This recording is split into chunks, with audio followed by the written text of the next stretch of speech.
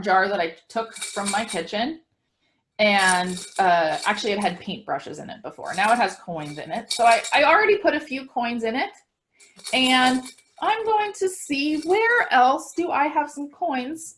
I probably have a few in my wallet because, you know, one, I'm not using cash very much anymore. And, you know, I don't usually ever spend the pennies anyway, so I'm going to put those in my jar. Got a little bit more full, and I think I have some pennies and some coins. I thought so.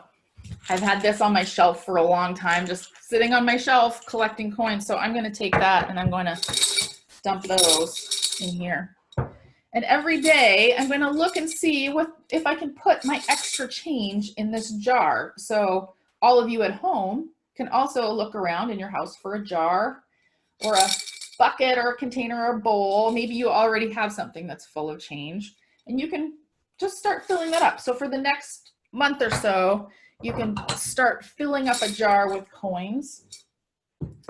And then what those coins do, I'm going to share my screen again.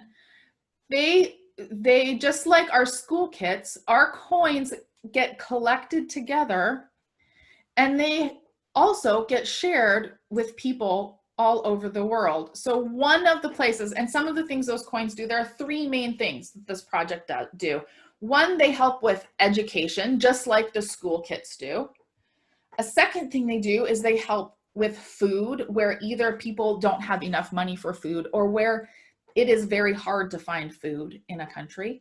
And the third thing is they help with clean water. So one of the stories I want to just share a little bit about today is that one of the places that the coins that are collected will go is to Syria. Now, Syria is a country where there has been a war for many, many years, and yet there are still children living in Syria. So here's a picture of some school children, and you can see that they're in their school uniforms, and some of them have very smart little scarves. So these are some of the school children that will receive school kits. So some of the money will get put together, and Mennonite Central Committee will make kits to share. But also MCC, that's Mennonite Central Committee, works with children like these to do programs for, so this is children watching a puppet show. So MCC works with schools that are in Syria to help children have arts activities and to help them have ways to deal with some of the feelings that they'll feel after being in a war, which has been scary and difficult and violent. And this is a young person who's studying. This is Hassan, and he is studying to be a doctor. So or at least that's what his dream is. He wants to be a doctor to be able to help other people too.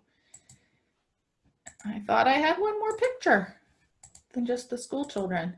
So that's where some of the money that our coins, your coins and my coins that are collected, just, you know, like this is just pennies, but they start adding up when they get put all together.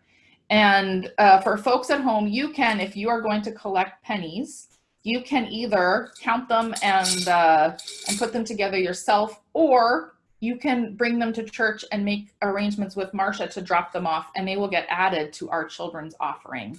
And around the time when we would go to the Mennonite Country Auction, which we will also sadly not be doing this year, we still have a way to offer something to Mennonite Central Committee instead of buying delicious food and things from 10,000 Villages and the craft booth. And I'll also put a plug in for their, you can visit the Mennonite Country Auction page and still bid on a few items for MCC there. So each week I'll be featuring a different place where some of that money goes. So education was the one that we learned about today.